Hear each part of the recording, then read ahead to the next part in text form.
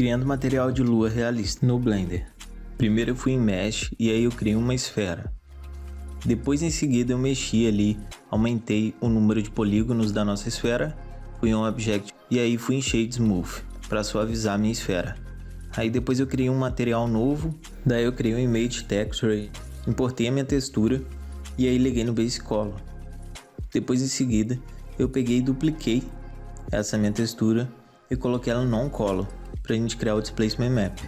Então habilitei ali, criei um Displacement nos nós e aí liguei tudo e só mexi e alterei a escala.